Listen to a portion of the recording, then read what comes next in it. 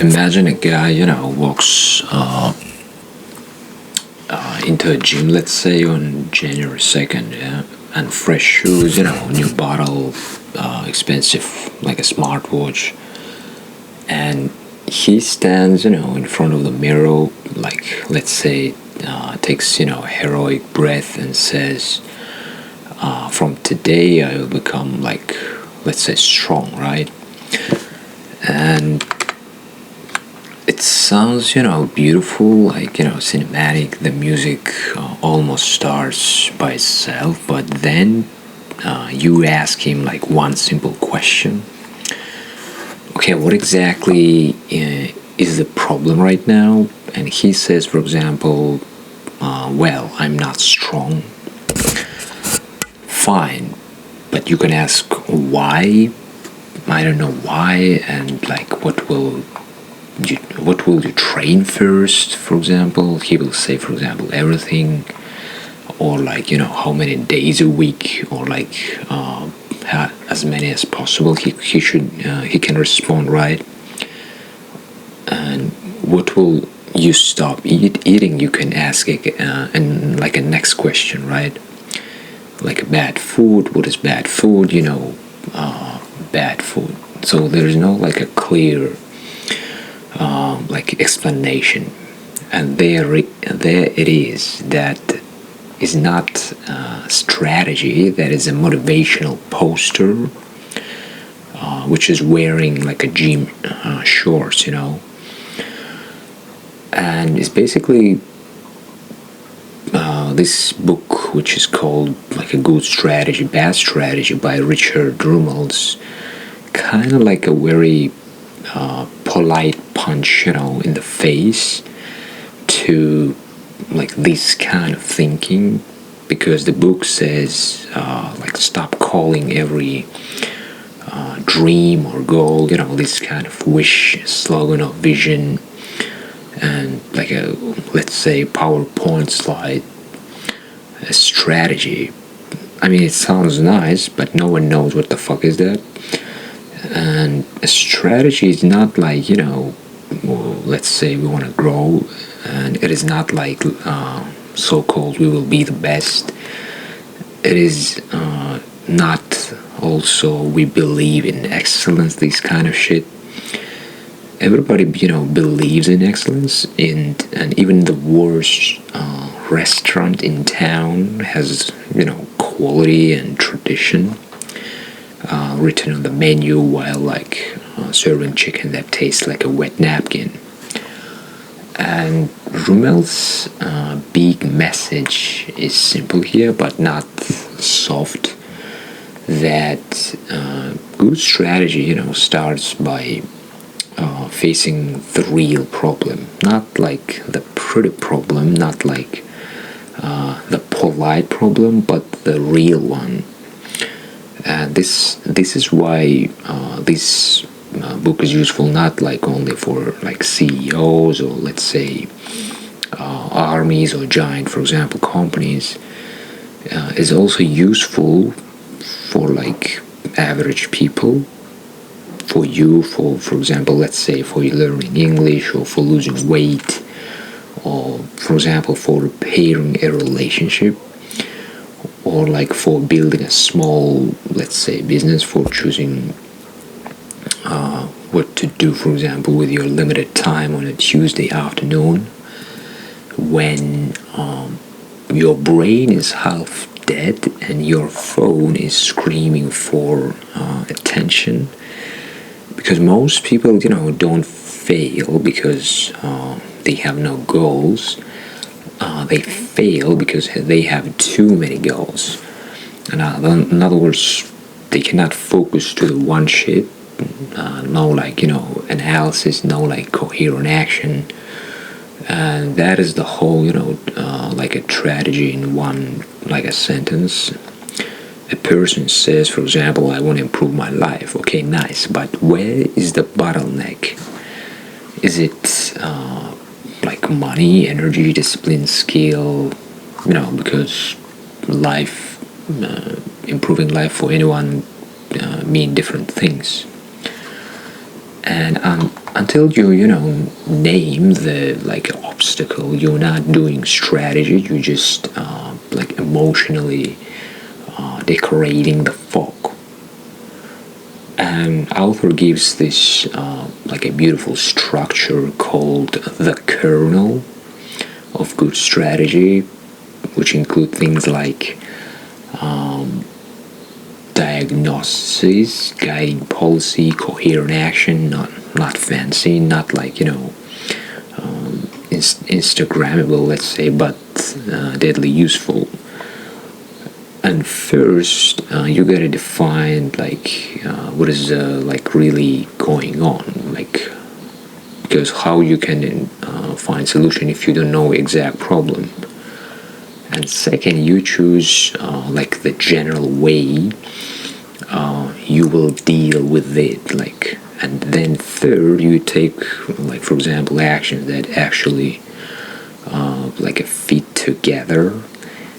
And he's very clear that strategy is not just a goal, it's must include action, and those actions must be coordinated, not like random heroic activity. Okay, let's bring it down like to like let's say everyday life. A bad, for example, strategy for let's take learning English sounds like this. I will become fluent. Okay, nice. And then what? But the good strategy sounds more like this. My biggest problem is not vocabulary in general. It is that I understand words separately, but freeze in real conversation. So in other words, it's that theory is okay, but let's say this person lacking practice. So my policy is to like prioritize active recall and speaking under like light pressure. My actions, for example, every day could be I record, let's say, 2 minutes of speech and learn, like, for example, 5 useful phrases from real clips. And once a week, I talk with someone for 20 minutes. And even if I sound like, for example, a confused tourist ordering a soup in a bank, it is still much better than doing nothing, because when you do mistakes, you getting intel, you're learning, and that is a strategy. It has a problem, it has a direction, and like it has action that support each other. And suddenly, life becomes less mystical. And another, like, one of the funnest things in this book is how author attacks so-called bad strategy. And he doesn't treat it as just like a weak strategy. He treats it like a separate disease. That bad strategy has symptoms, and you can smell it. You can like almost hear the like a conference room projector warming up. And the first symptom is fluff. Because fluff is when people use like a big impressive words, to hide the fact that nothing like a concrete is being said. And you can hear it everywhere. For example, we're leveraging dynamic excellence to create sustainable transformational value, for example, like a bunch of nice words, but what the fuck does that mean? No one knows. And you could say, like, brother, what are you actually doing? Like selling coffee, fixing delivery, or on other shit. But fluff is language, that floats above like reality. It sounds, like expensive, but it's lands nowhere. it's like wearing, let's say, a tuxedo to hide that you forgot your pants. And once you notice like this kind of fluff, you cannot unnotice that, because you start, hearing it in business, meetings, school documents, like this kind of political speeches, fitness plans, or let's say personal development videos, because people, say like, optimize, empower, or transform or whatever, but the chair is still broken, because the client, is still angry, and like nobody knows, who must do what by Friday. And the point is not that big words are bad, but that big words are fine when they do work. The problem is when a language becomes like, like a fog, because bad strategy uses fog, which protects them from people from difficult choices. And this kind of shit leads to another painful point, that good strategy requires saying no. And this is where, most people start sweating, because saying yes feels generous, and saying yes feels ambitious, and saying yes makes, everyone in the room happy for 10 minutes. Yes to growth, yes to, quality, or yes to innovation, to low price, or to premium service, or to speed, or to customization, to everything, But the strategy, is not a buffet plate when, like, let's say you take a sushi and like mashed potatoes, or watermelon, and 3 dessert, because why not? So in other words, you're not doing shit for the sake of the doing shit, but you're doing that because it makes sense. And strategy, means like concentration. Like, for example, in this book, author shows this through like a Steve Jobs, like Apple, that when Jobs, returned to Apple, he didn't save like a company by creating more products, but or like more slogans, more features. He simplified. It's total opposite. In other words, he was cutting bullshit to focus to the priority, instead of like increasing whatever number. And Apple had too many models, like too much complexity or too much confusion. And Jobs reduced a product line, and he was cutting distractions. Again, he redesigning the business around like a simple core, and he focused the company's energy. That example is almost like annoying, because it sounds obvious after the fact. Of course, a dying company should stop bleeding money, or like, of course, confused customers need like a simpler product line, or like, of course, a company near collapse should focus. But that's exactly the point, because good strategy, often like looks obvious after like somebody has the nerve to do it. But before that, everyone is busy, to protecting their little